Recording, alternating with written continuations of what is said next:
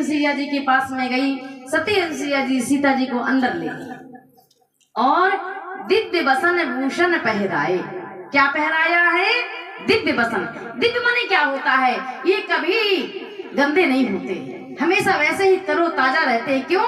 अब आगे सीता जी को जाना है तो इसलिए वहां तो ये वस्त्र पहनाए और आभूषण पहनाए, श्रृंगार किया सीता जी का और पतिव्रत धर्म का शिक्षा दी है। यहाँ तो 4 प्रकार की पतिव्रताओं के बारे में कहा है। क्या यहाँ पर बता रहे हैं? स्त्री माने धीरज, धर्म, मित्र, अरु नारी।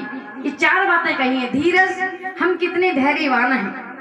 धर्म, मित्र और स्त्री की परीक्षा आपत्ति काल में होती है। समझ रहे हो ना? हमारा विवाह हुआ बहुत अच्छी जगह, अब बाद में घाटा लग गया, क्या हो गया? तो पति का साथ नहीं छोड़ना चाहिए इन हालतों में। गरीबी आ गई, एक्सीडेंट हो गया, जो भी है अब ये हमारा है, बस हमारा भाग्य हम देखेंगे। समझ रहे हो ना? तो फिर उसको सुख मिलता है। तो यहाँ पर धर्म, हम धर्म का कितना पालन करते हैं आपत्ति काल में पता चलता है। धीरज, धर्म, मित्र, मित्र की परीक्षा भी आपत्ति काल में साथ ना छोड़े। आपद काल परखिए चारी। इसके बाद में बताया वृद्ध, पति कैसा भी हो, वृद्ध हो और कैसा भी हो, वृद्ध, रोगवश, जड़, धनहीना, संपत्ति नष्ट हो गई, बुद्धि नष्ट हो गई, अंध, बधिर, क्रोधी, अति दीना। ऐसे वो पतिकर की अपमाना। जो स्त्रियां ऐसे पति का अपमान करती हैं तो यहाँ पर क्या लिखा हुआ है? नारी पाओ जमपुर दुख नाना। जमपुर में जाकर के नरक में नाना प्रकार के दुख शिव पुराण में लिखा हुआ है। बहुत कुछ साफ साफ एक साथ पढ़ लोगे तो डर लगेगा पाप करने से। इसलिए मैं ये सूत्र दे करके जा रही हूँ कि जीवन में सब कुछ करो, किसी से मत डरो, लेकिन डरना है तो अधर्म से डरो, बस और कुछ नहीं करना है। हमें डरना है तो अधर्म से डरना और किसी से नहीं डरना। किसी से डरने की लिखा है न डरना चाहिए न डराना चाहिए। आजादी से जीवन जियो, बस डरना है तो अधर्म से डरो। एक ही धर्म एक व्रत नेमा, काय वचन मन पति पति प्रेमा। उत्तम प्रकार की जो स्त्रियां हैं उनके लिए संसार में कोई दूसरा पुरुष ही नहीं है अपने पति के अलावा। शंकर जी से पार्वती जी प्रश्न करती हैं कि प्रभु, पतिव्रता धर्म में पराये पुरुषों की प्रशंसा नहीं करना चाहिए? शंकर जी कहते अवश्य करना चाहिए, पर कितनी देर? जब तक वो हमारी निगाह के सामने है तब तक प्रशंसा करना चाहिए। तो जैसे कैसे, जैसे किसी की बारात जा रही है दुल्हा घोड़े पर है तो वो बहुत सुंदर सजा है, तो उसकी प्रशंसा उतनी ही देर जितनी देर वो हमारी आंखों के सामने है। पराये पुरुषों की प्रशंसा यदि हम बाद में करते हैं तो ये बेकार माना जाएगा। तो यहाँ पर मध्यम परपति देखें कैसे, जो मध्यम प्रकार की स्त्रियां हैं पतिव्रता, वो हमसे बड़े हैं तो पिता के रूप में, बराबरी के हैं तो भाई के रूप में, और छोटे हैं उम्र में तो बेटे के रूप में उनको देखना चाहिए। मध्यम बताया है। धर्म विचार समझ, धर्म को विचार करके जो सुरक्षित रह जाती हैं, जो निकृष्ट बताया है उनको, समझ रहे हो ना। और फिर बिनु अवसर भयते रहे जोई, मौका नहीं मिला, हम बिगड़ना तो चाहते पर हमें मौका नहीं मिला। जाने अधम नारी जग सोई, पति वंचक पर पति रति करही, रौरव नरक कल्प सत परही, छन सुख लागी जन्म सत कोटि, दुख न समुझ तई सम को कोटि। थोड़े से सुख के लिए इतना बड़ा दुख मोल लेना ये अच्छी बात नहीं है। तो यहाँ पर पति प्रतिकूल जन्म जहाँ जाई, विधवा होई पाई करुणा। पति के प्रतिकूल चलने वाली स्त्रियां अगला जन्म जब लेगी तो विवाह होते ही उनको विधवा हो जाती है, ये लिखा है।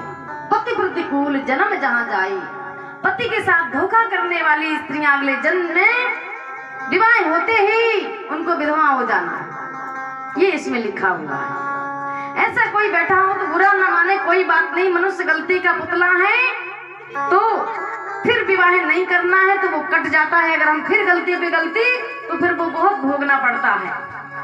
मनुष्य गलती का पुतला है जो अक्सर हो ही जाती है, जो गलती करके पछताए उसी इंसान कहते हैं, पराया दर्द जो जाने उसी भगवान कहते हैं।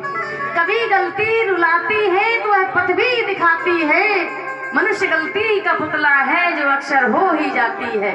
अकेले ही जो खा करके सदा गुजरान करते हैं, भरने को तो यूं पशु भी अपना पेट भरते हैं, पथ की जो बांट कर खाए उसे इंसान कहते हैं, पराया दर्द जो जाने उसी भगवान कहते हैं। ये दुनिया एक उलझन है, कहीं धोखा कहीं ठोकर, जो गिर करके संभल जाए उसे इंसान कहते हैं, पराया दर्द जो जाने उसे भगवान कहते हैं।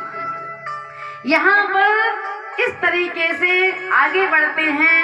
भगवान आगे जब बढ़े तो भगवान ने क्या देखा, हड्डियों का ढेर पड़ा हुआ है, हड्डियों का ढेर पड़ा हुआ है। तो राम जी पूछते हैं कि ये हड्डियों का ढेर कैसा है।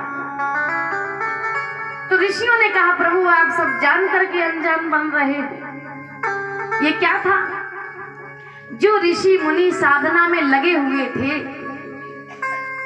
राक्षस उनको मार करके खा गए। जो सामर्थ्यवान थे, सिद्ध थे, उन्हें तो वो पकड़ भी नहीं पाए, वो तो, लेकिन जो साधना में लगे हुए, जिनमें साधना कम थी, शुरुआत थी, उनकी हड्डियों के ढेर हैं। भगवान उन हड्डियों को ढेर से ऐसे लगा करके रोए हैं, और उन्होंने वही प्रतिज्ञा कर ली। राम जी ने क्या, निश्चरहीन करऊं मैं भुज उठाए पनकीन, सकल मुनि के आश्रम में जाए जाए सुख दीन। ऋषि मुनियों के आश्रम में जा जा करके सुख, उनसे सत्संग सुनते हैं, सीता जी और लक्ष्मण जी के सहित उनके दर्शन करते हैं और दर्शन देते हैं। तो यहाँ पर मुनि अगस्त जी भी हैं,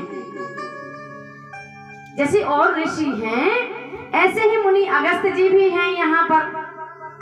तो बता रहे हैं मुनि अगस्त जी ये बड़े भोले भाले हैं, इनकी ज्यादा 3-5 नहीं है, वैसे तो होशियार हैं, और होशियार उसी को कहा जाता है जो समय रहते अपना काम साध ले, उसी को कहा जाता है।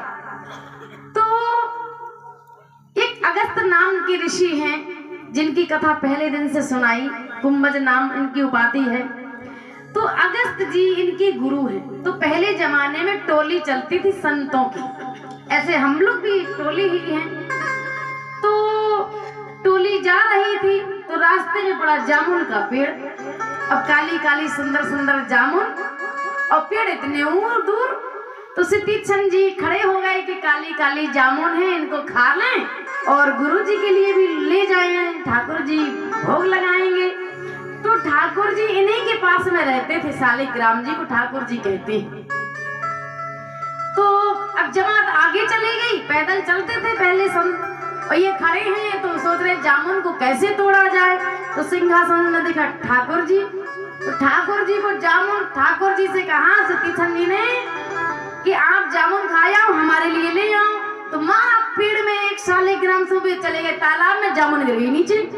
अब 4-5 ठाकुर जी, चारों पांचों को मारा और जामुन गिर गई नीचे, और ठाकुर जी चले गए तालाब में। अब जामुन खा ले और झोले में रख ले, और खड़े हैं कि ठाकुर जी आएंगे, अभी आए ही नहीं।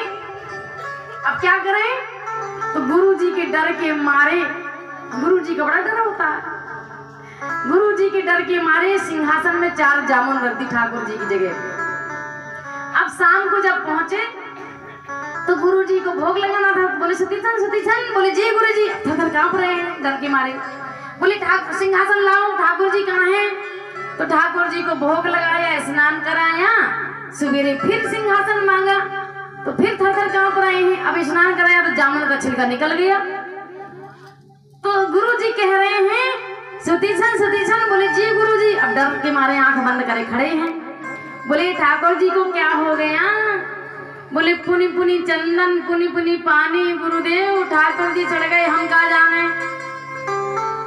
तो गुरुदेव बोले ये उन्होंने अंदाज लगा लिया, ये बड़ा भोला भाला है। उसी समय शिष्य को निकाल दिया, चल जा यहाँ से, मुंह मत दिखाना मेरे को, अब तब आना जब राम लक्ष्मण को लेकर के आ। वो समझ गए ये ध्यान साधना करेगा तो भगवान की प्राप्ति हो जाएगी इसको, तो निकाल दिया। क्योंकि जमात में रहने से नियम का पालन करना पड़ता है। साधना की सिद्धि तभी होगी जब अकेले में रहकर के चिंतन मनन करोगे। तो यहाँ आज भगवान इसके यहाँ आए हैं और इसको दर्शन दे रहे हैं। भगवान ने इनको दर्शन दिए हैं। इसके बाद में ये कहता है बहुत दिन हो गए हैं गुरुदेव के दर्शन नहीं किए हैं, तो गुरुदेव के पास में ले जाना चाहता है। तो यहाँ वो जाकर के क्या कह रहा है? नाथ कौशला धीश कुमारा